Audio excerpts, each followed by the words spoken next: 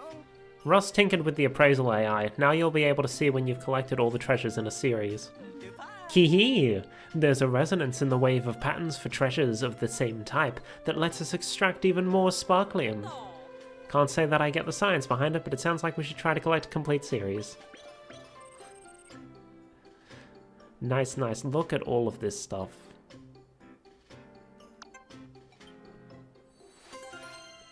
And we completed our investigation of the secluded courtyard. So the other dungeons we couldn't complete, but we at least got this one.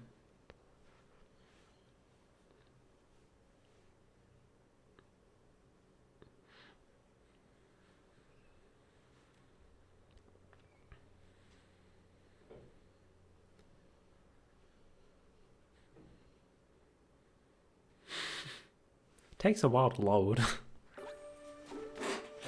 There we go. And there's the Flawlek. So we can now have more Pikmin out on the field. Oh, and now, because we lost some ice Pikmin, we definitely can't get that Flawlek in the field now.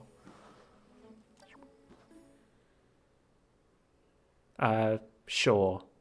Oh, blue was the other recommended one that we hadn't gotten yet.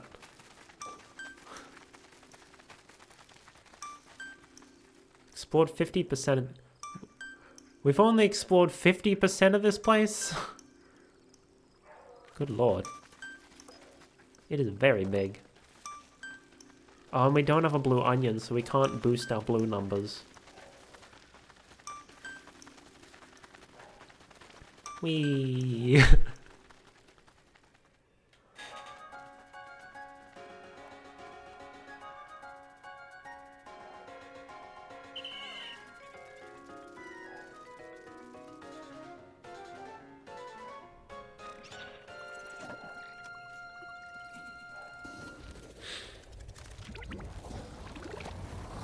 And off we go.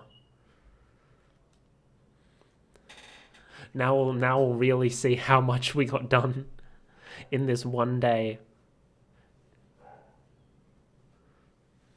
Doing a Dandori battle or a Dandori challenge. Half exploring 2 dungeons, fully exploring another dungeon. Man, my Dandori levels are off the charts.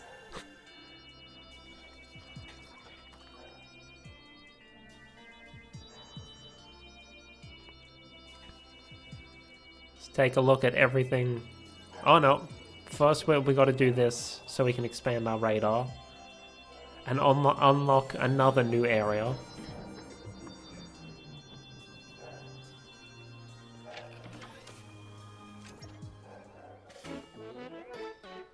Further expanded radar range. Let's go. Energy replenishment complete. Now let's switch on the radar.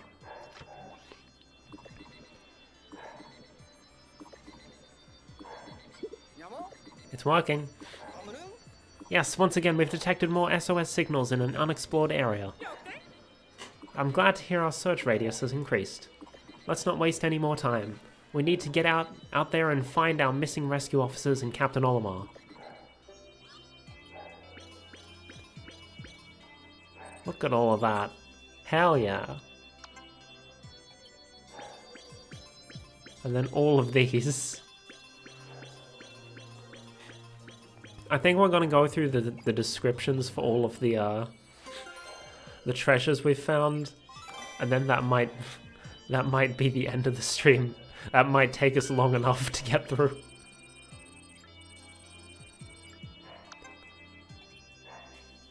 We'll see, we'll see. We might have time for one more day. Well, Captain, we did it. We finally found our ranger, Dingo. Can't believe I had to be saved by the newbie. I'm losing my edge. We're just glad to see you made it back safe and sound, Dingo. Are you hurt at all? Oh, not at all, Captain. Heh. I'm just, touched that you care. This table does not seem to be structurally sound. It's missing screws. What? But Science Guy could stand to worry a little more. That reminds me, Captain. I have some information regarding our pilot. Really? Do you know his whereabouts? Great work, Dingo. What? No, that's not exactly. You must be exhausted from all that forced sleep you had. We'll go over the details tomorrow. Go get some rest. Huh? Oh, you got it, Captain. She cares about my physical state. That means she cares. Oh, before you hit the hay, please be sure to review all the details related to our rescue mission so you're fully prepared. Is that really necessary?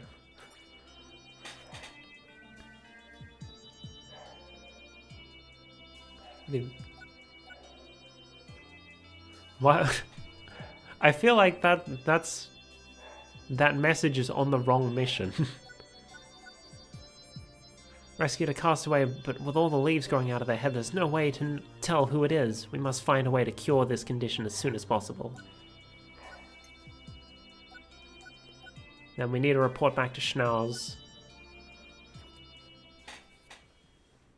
Yeah, all the stuff we have to do around base might take us up to the end of the stream. But with how much progress we made during the last day, that's probably fine.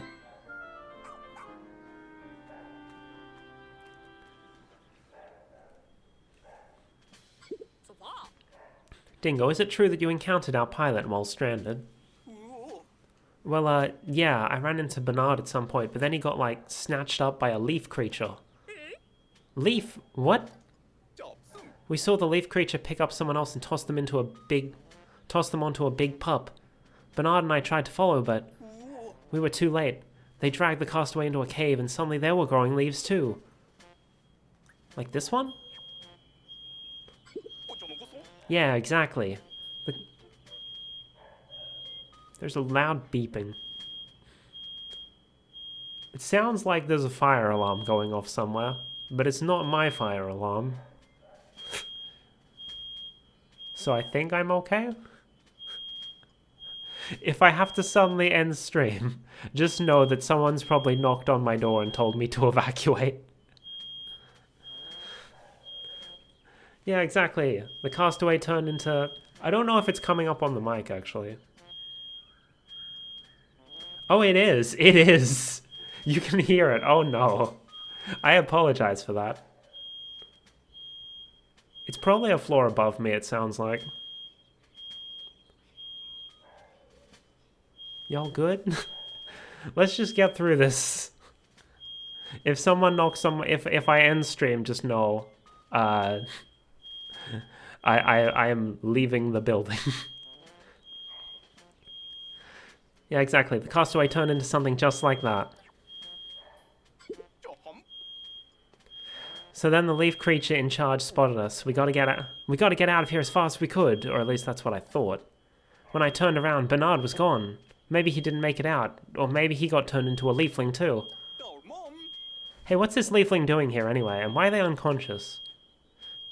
Is this your work, comms guy? Obviously not. And I have no idea why they're currently unconscious. It was Melody who recovered them. But based on what you're saying, this leafling could potentially be Bernard? Potentially. By the way, Bernard and I sort of coined the term leafling. We came up with it because they all have those leaves growing out of their heads. Pretty clever, I know. This castaway may be our pilot, but undoing his leafy state is beyond our expertise. We need to rescue these leaflings, but without a doctor there's not much else we can do. We need to find Yoni's stat. Officers, to your stations, please. Copy that, Captain. It is just straight up not stopping. Oh! That's Olimar's ship. Oh, I forgot to tell you. The rescue command post was getting a bit crowded, so we started clearing a new area, and we came upon something odd. A spaceship in disrepair. Huh, it's clearly missing its captain. They're probably out there somewhere in need of rescue. We'll do our best to find them. I almost forgot, we also found some raw materials while establishing the new area. Please put them to good use.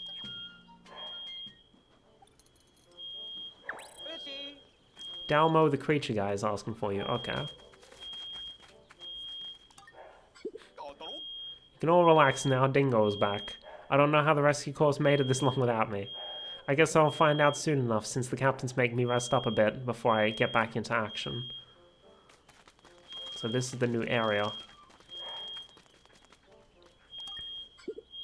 Francois, it is a pleasure meeting you. It's a pleasure to speak with you. I am Francois, botany specialist and enthusiast. Are you a plant lover too? God. I really do apologize for this beeping. It's annoying me too. I imagine it must be annoying on the stream. But like, we've had issues with the heckin' fire alarms in this apartment before. I'm just worried. No, it's fine. It's fine. Like it sounds like it's just one going off, which means like we've had issues with them just going off for no reason before. And we had to like get them all replaced. But like, I'm on the ground floor. If it's not beeping down here, I'm probably safe. I just have to sit through a loud beeping noise coming from somewhere above my head. Somewhere up there.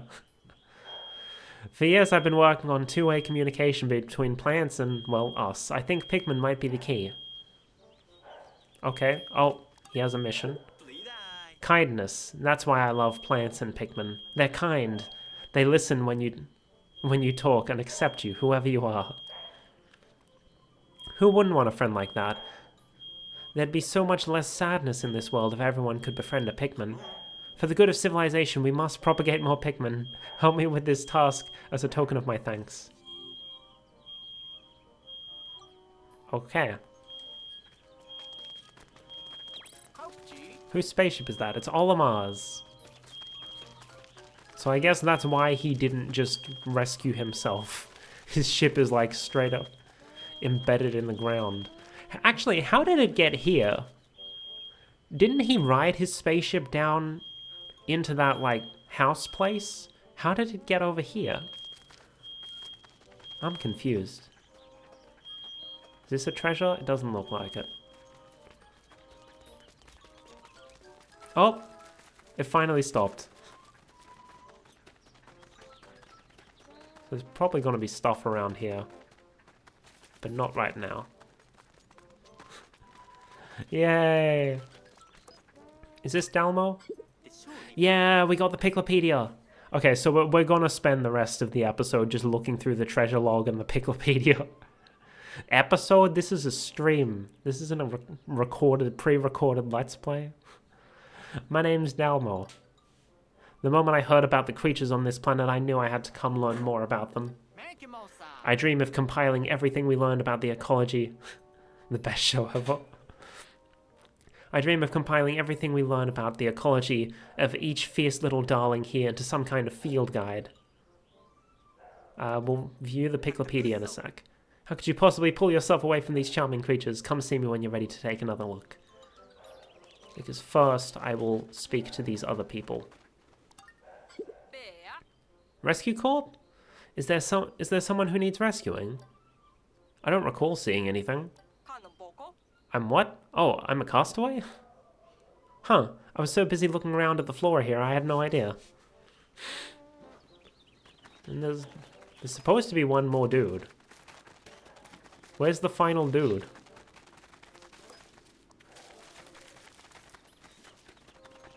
Oh, she has a mission. No.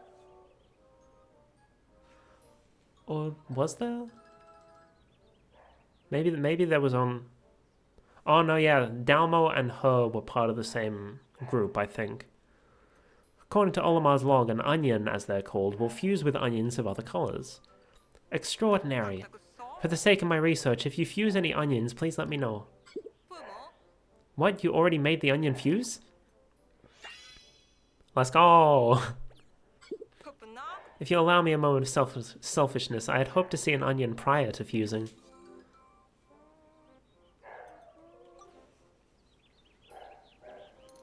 More of those, and then we've just got these. Oh, there's the one. Oh no, that's Dingo. But Dingo's got a mission for us as well. Okay, Tenderfoot, let's see what you're made of. Don't give me that look. You can handle some extra credit work. Check out every inch of this planet until you've explored each area 100%. Yeah, don't worry, I was going to do that anyway.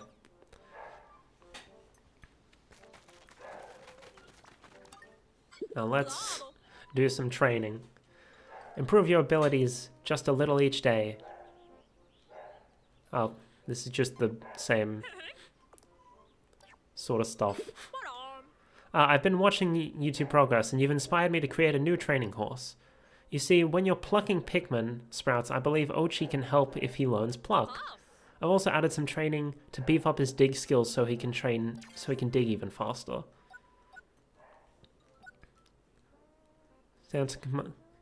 Go to base, come to you.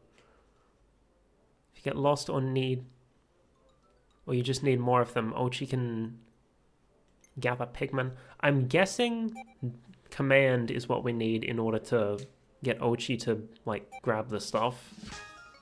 Probably. So I'm gonna get that and then swim faster, I suppose. I could have saved up, but I'm guessing they probably give you enough castaways to unlock everything. Remember, no slacking. Do we have any things in the lab I want to get?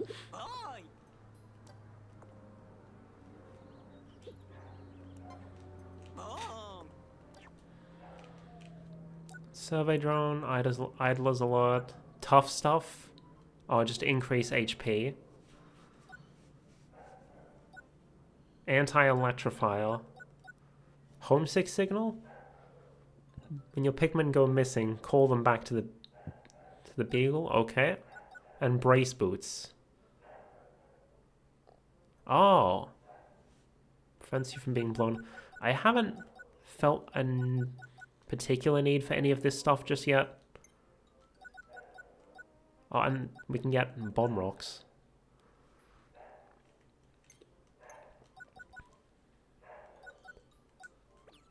For now, I think we're fine. We're fine without.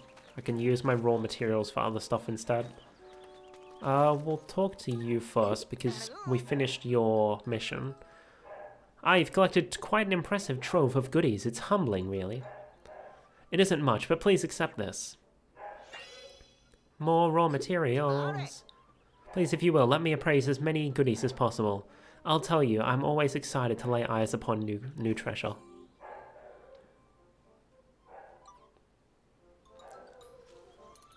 Okay, let's have a look through the treasure catalog. It's coming along very nicely. Alright, I'm gonna take a drink first before I start reading all of them because there's gonna be a lot.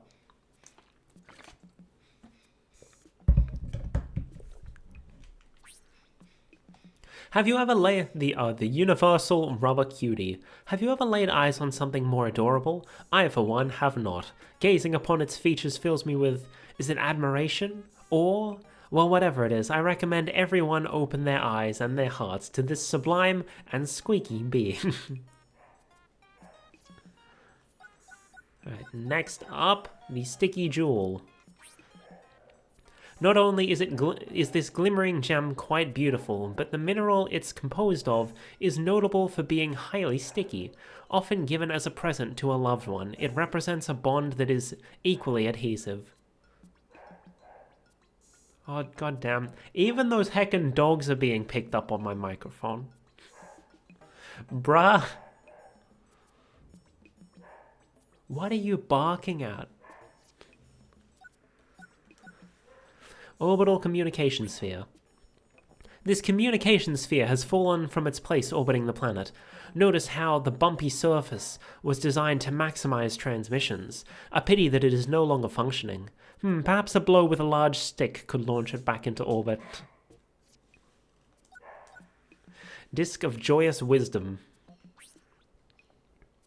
Do not be fooled by its silence. You are in the presence of the most intelligent life form in the known universe. Based on its appearance, it's clear this creature can exude feelings of joy and delight. It was likely at the center of many social gatherings long ago. Game coin table game. Okay. I thought it said GameCube on it, but no. Floral instigator.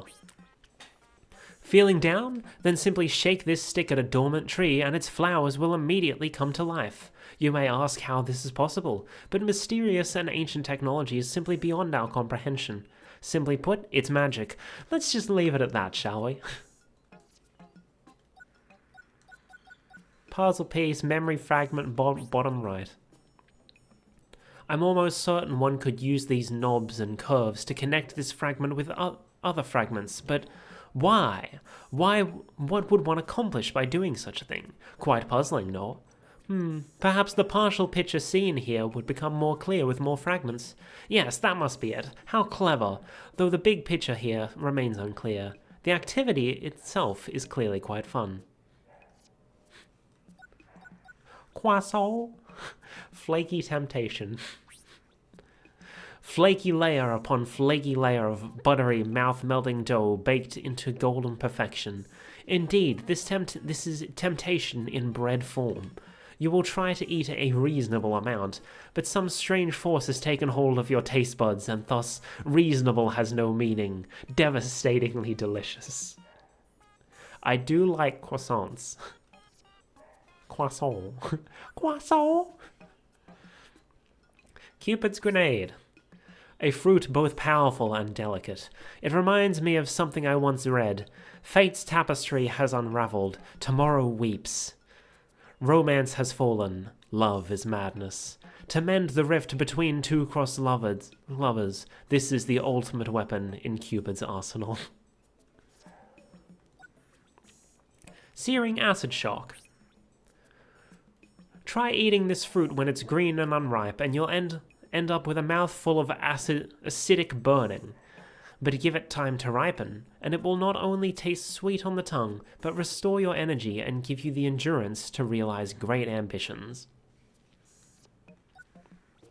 Velvety Dream Drop. This fruit is a treat for the senses. Not only is its bright, tear-shaped form pretty to look at, its soft surface is also slightly velvety to the touch. Yes, two senses delighted by one fruit, or as they say, two birds, one stone. Oh dear, speaking of stones, do not eat the seeds, they're quite poisonous. Astringent clump. It takes a refined palate to appreciate all this fruit has to offer. It is at once sweet, sour, bitter, and even spicy. But those capable of pushing through the complex, slightly painful taste experience will find themselves greatly rewarded. It's an interesting description. Wayward Moon. From its artistic, cratered exterior to its delicately sweet interior, the Wayward Moon is elegance in fruit form. Mild and aromatic, it would make a wonderful gift for a friend, or for someone who just needs a little pick-me-up. Oh, and then we don't get a description for the whole series. Disguised delicacy. It's a miracle anyone tried to eat this unpleasant-looking fruit at the very first time. You'd think its hairy exterior would have scared them off. Yet eat it they did, and we should all be grateful for what a tasty treat it is. Further proof that luck favors the bold. Blonde imposter. Is the blonde imposter simply a disguised delicacy in disguise, you might ask? Not at all, it is very much its own fruit. It's juicy and sweet, and has even more of the beautifying vitamin Pikmin U than its green cousin. Imposter? Psh, it's as real as it gets. I wonder if like the description, like Pikmin U, I wonder if that came from Pikmin 3. Because, oh wait, no, Pikmin 3 didn't have the Piclopedia. They added that in the HD port for the Switch, the deluxe version. Though I do wonder if the reason it's Pikmin... Oh wait, no, they probably mentioned Pikmin U in the Wii U version, and it just was like in dialogue instead of a description. Anyway, citrus lump. It's worth noting this fruit's near perfect round shape, which is not unlike the face of a shrewd friend. Meanwhile, the thick skin suggests it's a survivor. It's seen things. It's been there. So let's look at it this way. As with that friend of ours, it might take some effort to get to the good stuff, but oh, what a reward once we do. Okay. Daughter Dollhead. This doll inherited her wise look from her mother. She's lucky to be part of 3 generations that have handed down only their best traits. Of course, in reality, children often inherit our very worst traits. Whose fault is that? The answer? It's complicated. Harmonic synthesizer. This clam-like sound generator is all natural. The purity of its percussive tone is irresistible. Clack clack. Time marker. This great bell has traditionally been rung at the end of each day, each month, and each year. What a beautiful tone to mark the passage of time. Of course, once one counts up how many times they've rung this bell, that pretty jingle may turn into quite the startling jangle. How is it that so much time has flown by? Getting a little existential there. Decorative goo. This tube of decorative blue goo is sure to inspire creativity in anyone who comes upon it. It should also be a reminder that welcome new colors into your life now and then. Don't get stuck returning to the same hues over and over again. Go wild. Unleash a new you. Then we also have ambitious goo. A bit of white, a bit of black. This color has made its home halfway between the two. Some say it's an ambiguous... Oh, ambiguous, not ambitious. It's an ambiguous hue that refuses to plant its flag, but maybe it just enjoys living between 2 ends of the spectrum, enjoying the best of both worlds. It's grey. It's grey. Expression hider. This clever contraption is meant to be used when you don't want to reveal your emotions. Stand behind it, and it will render any expression on your face unreadable. Its blank eyes and straight lips will keep your innermost feelings safe from prying eyes. Please ignore the fact that it is significantly too large for our species to use. Octoplus. Alien invasion? No, it's just an octopus. Or is it? There's something quite strange about this one. Could it be a new species, perhaps? Well, whatever this thing is, the way its adorable beady eyes stare unblinkingly at me, I'm almost certain it is communicating telepathically with me. The micromanagement station. This desk features a built-in display, surely used to show important things such as maps and vital statistics. No doubt many heated discussions have taken place over the matters shown here. One hopes that those who worked and fought at this desk also took breaks for rest and frivolity. And then we have Shin Onigashima. This yellow plank, simply marvelous. The text upon it is indecipherable, yet somehow moving. Could it be some sort of story? A masterpiece, I'm sure of it. How exasperating it is to not be able to read it even as it sits right before me. So with them describing it as some sort of story, I believe Shin Onigashima was like a part of a series of Famicom games that were based on like Japanese folk stories. Anxious sprout. This plant grows very fast, which makes it a joy to tend to and for garden enthusiasts. It also makes a great snack. Isn't it nice when a thing brings happiness to your life in more than one way? I say those are the sorts of things worth keeping around. Sweat-soaked bluebird. Someone put a great deal of work into crafting this particular replica of an avian creature. Clearly every inch, every crevice has been infused with the sweat and prayers of its creator. But all that hard work and dedication has paid off. Behold, the aura that emanates from these folds foretells of great things to come. Perhaps happiness truly does arrive on the wings of a bird. Gold nugget. What can I say that hasn't been said 1,000 times before? Obviously it's gorgeous. And oh, how it glitters. Still, it's not every day that one gets to see a gold nugget of this size. Will the wonders of this strange planet ever cease? I certainly hope not. And then finally, yo, it's a Hanafuda card. Talisman of Life, Cherry Blossom. Starting at school, getting a new job. People in ancient times prayed to this luck wafer. At moments of big change in their life, flowers do bring to mind new beginnings. So it makes sense. We all want to blossom, don't we? There we go. That's all the new treasures. And now, the Piklopedia. Hello, hello. Isn't it nice to think about creatures for a change of pace? If I hadn't gotten stranded, imagine how many cute little critters I would have encountered by now. It's almost embarrassing that I came here to learn about them and haven't laid eyes on a single one. Wait, you must encounter all kinds of creatures on your explorations. Please tell me everything about them. Naturally, I'll prepare a token of my gratitude. Anything to learn more about these sweet feral muffins.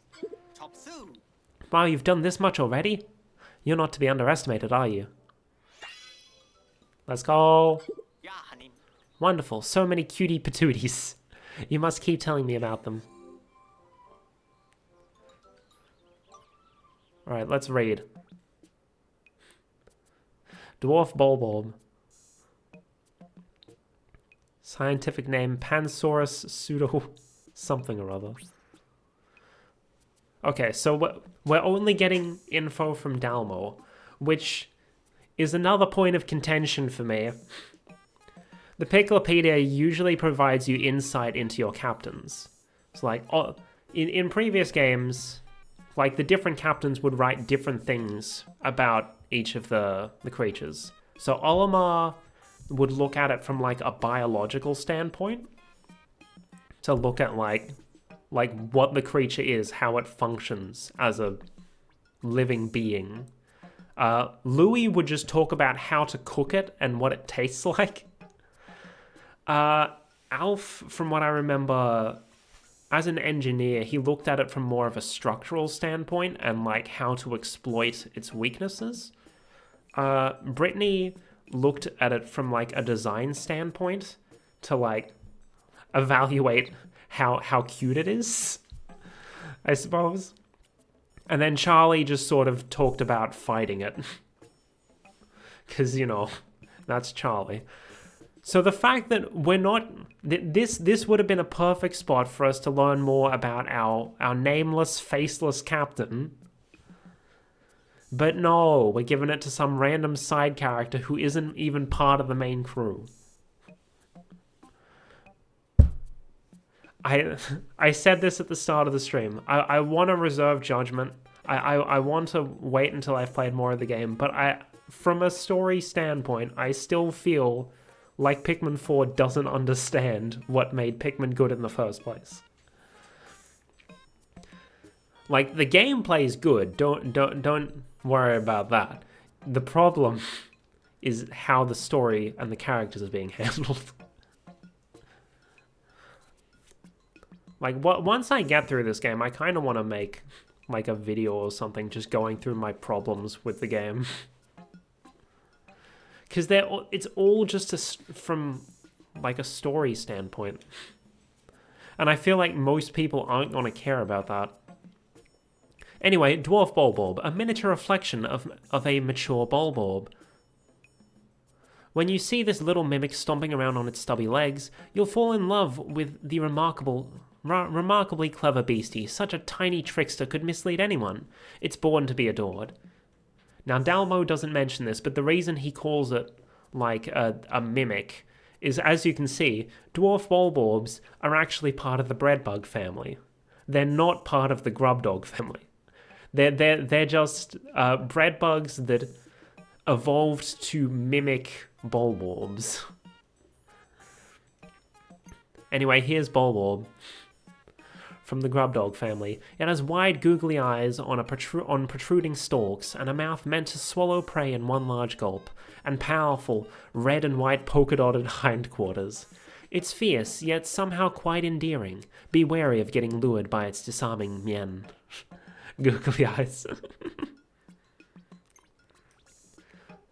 Dwarf orange bulbwurb, an imposter posing as the offspring of an orange bulbwurb. It resembles the orange bulbwurb in every way, not just the obvious shape, but even down to its sharp senses, alert to each sound and movement in its vicinity. What a lovable little impersonator. The orange bulbwurb. Let me just... Oh, that's not what I meant to do. I thought it'd just throw something at it. Anyway, if you approach it while it's sleeping, it will immediately wake up, leap to its feet, and peer around nervously.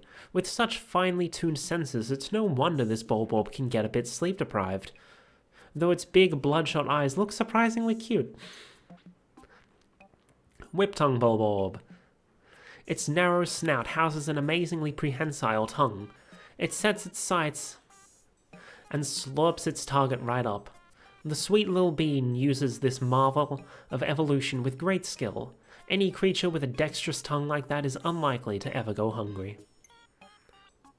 Bulbwurb larva. A toddling infant that anyone could love. With the body and delicate skin of a newborn, this cute little button is sensitive to all stimuli. Whatever you do around it must be done slowly, gently, and quietly. As adorable as this baby is, you might be tempted to embrace it, but don't. You could squish the fragile darling. Empress Bulblax. The striking polka dots along that expansive hide provide the very image of royal splendor. While that regal presence essential for queenly quality might throw you off your guard, her grand lumpy figure has more than just visual impact. When provoked, this charmer will roly-poly over and squash any threats. Approach with the utmost caution. Alright, we're finally out of the grub dogs. Fiery blowhog. You'll recognize it by its plump bottle-shaped torso, and round bright red mouth. Have you ever seen such an adorable creature? But no matter how cute it seems, when observing this species you had best remain behind it, otherwise you could end up in its path when it spits out a gout of flame and get cooked right up. Snowy blowhog. What's that? You think the different types of blowhog all look the same? You need to look a bit closer. For example, this little fellow has light yellow eyes and an aquamarine body with turquoise lips and blue nails. It all comes together to create a unique appearance designed to give anyone the chills. Oh, that thing was a blowhog. Okay. Tusked blowhog. Setting its unwavering sights on its target, it makes a ferocious mad dash at full speed. Even if you hit it really hard, you won't slow down this bold beastie.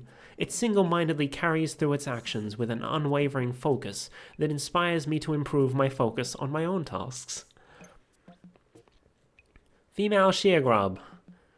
This one's primary food source is secretions from the ambuloradices like Pikmin.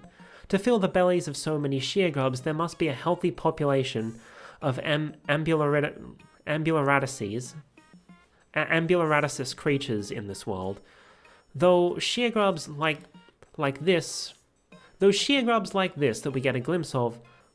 Oh, it's through sheargrubs like this that we get a glimpse of the hidden secrets of this planet. Male sheargrub. With its powerful jaws, the male sheargrubs can secure more food than the female, but it doesn't keep all for itself. Right now, in the ground under our feet, mated sheargrub pairs are sharing food with each other. What a generous, snuggly grub. Shearwig. It may be small, but it's full of vim and vigor. It hovers midair, then zips straight to its target. and once it has its prey in its jaws, it locks on tight and won't let go. The shearwig, a cunning and fierce survivor, has a death grip on my heart and soul. Right, we're done. We're done with the, what were they? Mandiblards. Onto the Joustmite from the Burrownit family. Thank you for the reminders, Theo.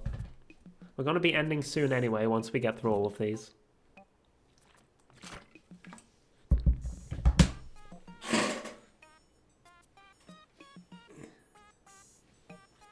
Next is the Joustmite. The eyeball... Let me change my headphones. The eyeball-like pattern on its shell reminds me of my father's eyes staring at me after we buried him in sand at the beach. We dug him out immediately when he gave us that look. Makes it easy to imagine what an effective deterrent those staring eyes must be to natural predators like birds. Oh, birds exist? I don't think we've seen any birds on this planet, like pure birds. We've seen bird snakes, but not just birds. Interesting. Swooping snitchbug. If you are swept up and then tossed away by... If you were swept up and then tossed away by those long dangling arms, I'd think you'd better understand what it feels like to be a Pikmin. A little courage is all you need to give it a try. Consider it a learning experience. Okay, so swooping snitchbug can't pick up captains, but I know in Pikmin 2 there was a version called the bumbling snitchbug that picked up captains. Skitterleaf.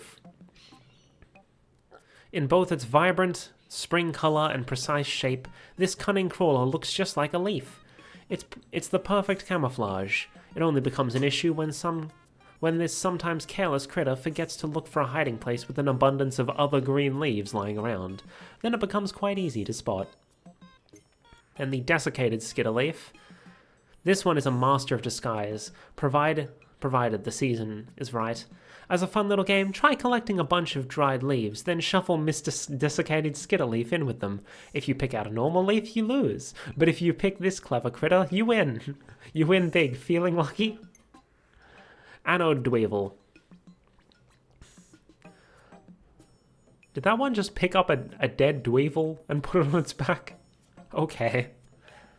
We don't wake up every day feeling as good as we want to, but the bright, fruity color of this little charmer sure makes me feel like I got my vitamins for the day. You might be able to loosen up your stiff muscles with this Dweevil's therapeutic electric shocks too. Mitite.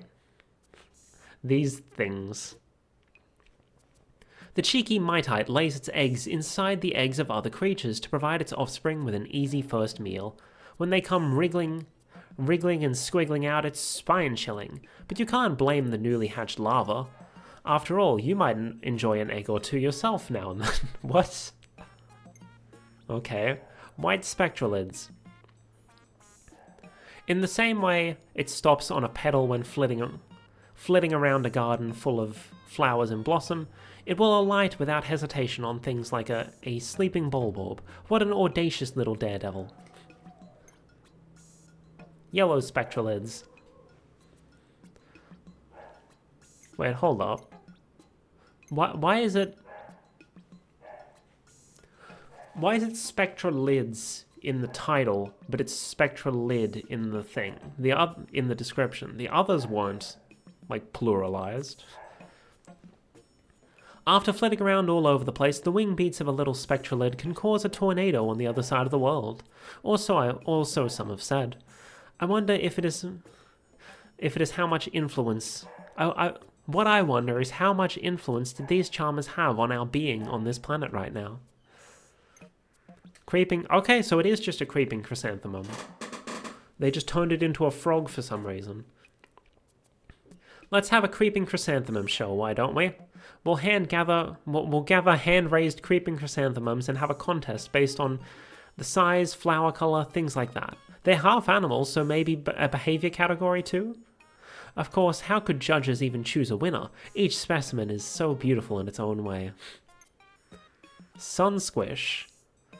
So this one's a new one. This wasn't in previous games. All of the other ones so far have been like creatures that have besides the two of the blowhogs, But we're getting into the new stuff now. This peculiar little button has the perfect texture and coloration to pass as an egg fried sunny side up by a master chef. There's nothing about that makes it seem threatening. And it looks so yummy. I can't help but think of a delicious breakfast when I see it. Foolix. Oh, it's from the Gulix family. Gulix was a boss from the first game. An optional boss, if I remember right. Interesting. If you take the microorganisms I used to peer at through my microscope as a child and blow them up much, much bigger, this is what you get. A huge single-celled sweetie. It blorpily sloshes around in search of food. To this giant where the microorganisms. So interesting that the two nectar mimics aren't actually from the same family. Anyway, Downy Snagret. The sight of this wee one boinging around and pecking at its food, all while skillfully balanced on one leg, is truly awe-inspiring. If you get too close, it might feel vulnerable or give you a warning poke with its beak, or it might just turn to you for comfort. And then there's this dude that I ran away from because I was too scared to fight it. Instead of the sky, this scaly anomaly flies through the ground. When it pops its head to the surface, the way its crown of feathers fluffs, though intended to make it seem more intimidating, is delightful to behold, but be wary of lingering to gaze upon it, as you'll likely get the poking of a lifetime from that long, sharp beak. Waddlequaff. Okay, so this is another new one. It possesses a bottomless... I did not mean to press that. It possesses a bottomless stomach and will swallow anything and everything unfortunate enough to end up in its path. It will even consume things larger than its own body without missing a step. The best part is its goofy little head that just looks like a fuzz-covered gourd. Scorch cake. In a way, it looks kind of like a tasty treat, but in actuality, this burning bivalve relative is a fierce hunter, squashing its prey with a fiery flourish. The beauty of its popping, crackling flames and the dynamic cartwheels it can perform in battle is a spectacle to behold. And then shock cake. Living creatures can sense your intent and emotions, so if you face them with love in your heart, they'll know it. And when you love and are loved back, even the occasional electric shock isn't so bad. That's right, instead of play biting, this sweetie does play shocking. It can zap away any shoulder stiffness and fatigue in a flash.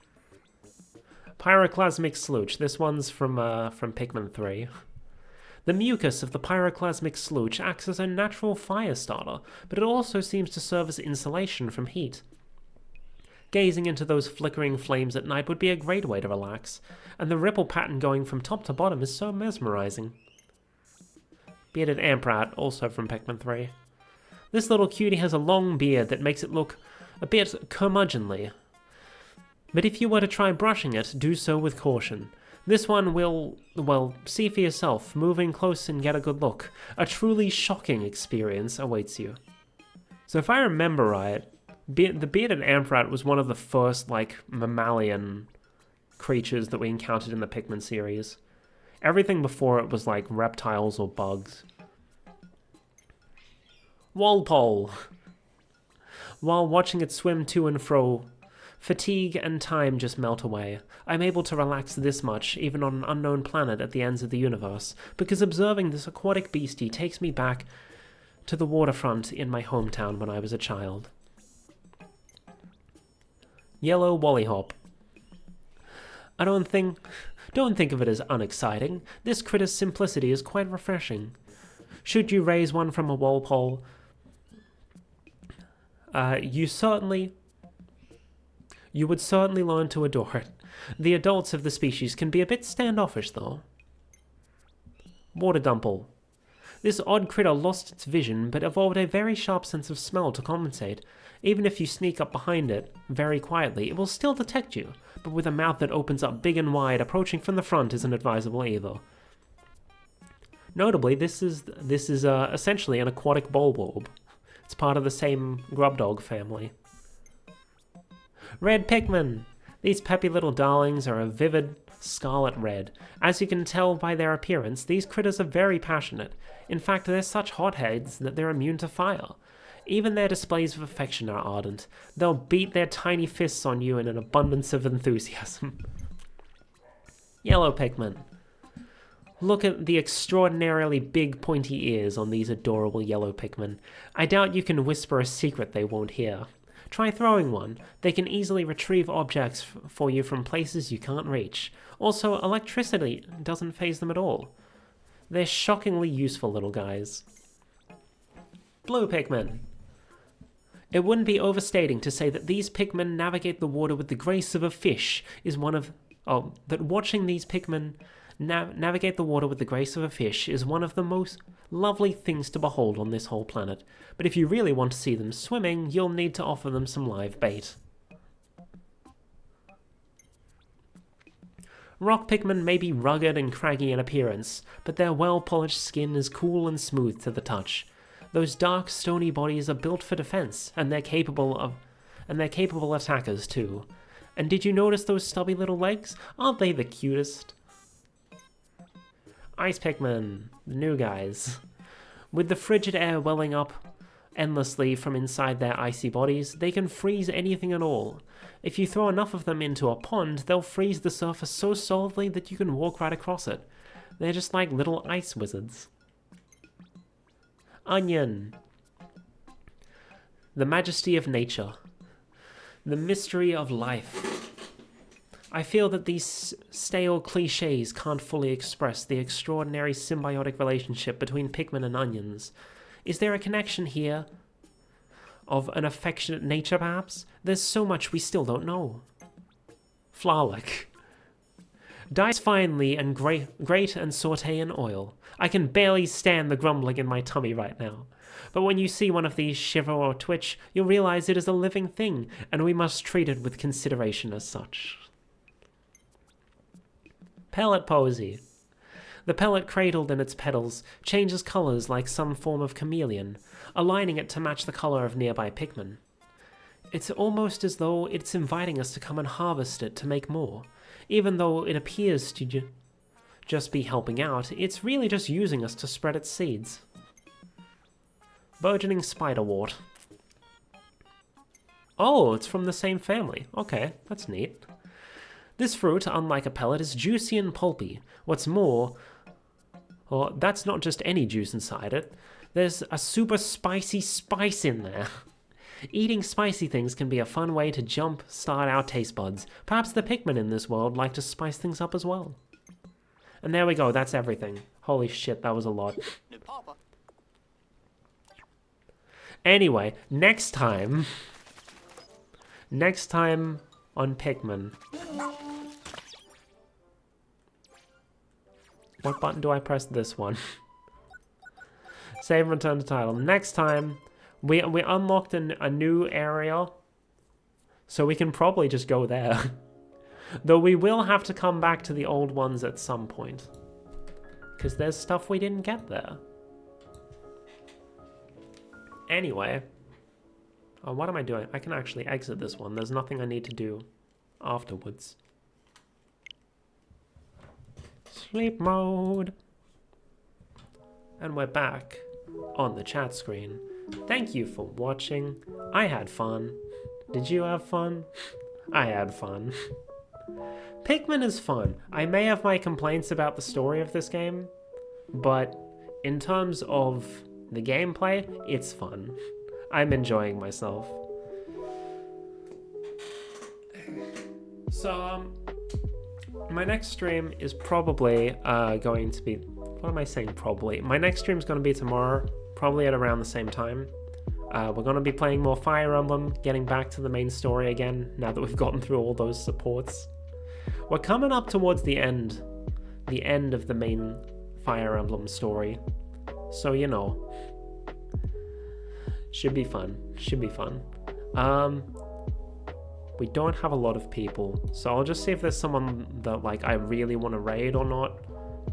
Oh, I've had desktop audio enabled this entire stream. Oops. Thanks for streaming, no worries. Thanks for watching. Let me see if there's anyone online that I really want to raid. Oh, Magnolia's on. Okay, I know you're probably already over there, and like it's literally just the two of us. But yeah, I can see you in chat over there. But oh well. Let's go send our support over to Magnolia.